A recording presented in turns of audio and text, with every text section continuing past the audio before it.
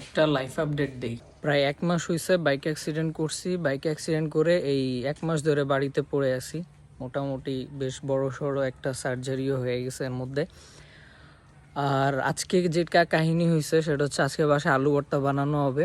And আলু তো সবসময় আলু সিদ্ধ করে আলু ভর্তা বানানো হয়, কিন্তু হঠাৎ মনে পড়ছে ছোটোবেলায় আম্মু হচ্ছে ওই রান্নার পরে মাটির চুলাতে আলু পোড়াইতো। আলু পোড়ায় পোড়া আলু দিয়ে আলু ভর্তা করতো। সো আজকে আলুর ভর্তাটা হচ্ছে পোড়া আলু দিয়ে করা হবে এবং আপনাদের সাথে শেয়ার করব পোড়া আলুর আলু ভর্তা কীভাবে হয় এবং হচ্ছে এটা খাইতে কেমন লাগে। এই যে রান্নাঘরে চলে আসছি, আর রান্না শেষ।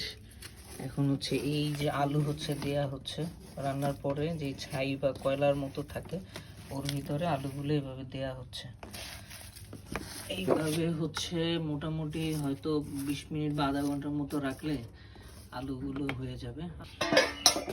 আলুগুলো হয়ে গেছে, আলুগুলো এখন উঠানো হচ্ছে।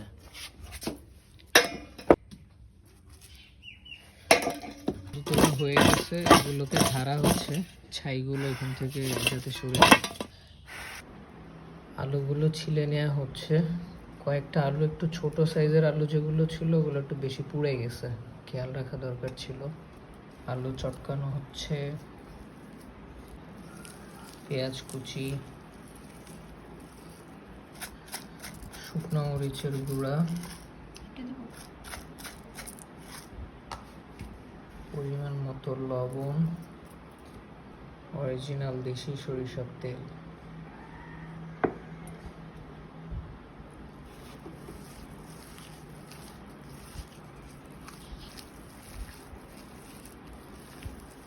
খেতে বসে পড়ছি, যেহেতু আলু ভর্তা বানাইছি তো আলু ভর্তার রিভিউটাই দেই।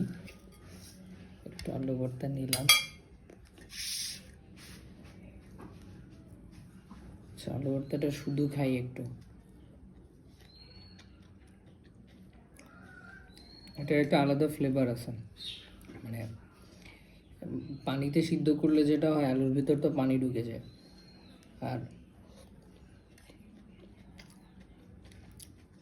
এটাতে কোনো পানি ঢুকে নেই। একটা ডিফারেন্ট টেস্ট আছে এবং এই টেস্টটা মজা। সুযোগ থাকলে গ্রামে গেলে এভাবে আলু ভর্তা করে খেয়ে দেখতে পারেন। আল্লাহ হাফেজ।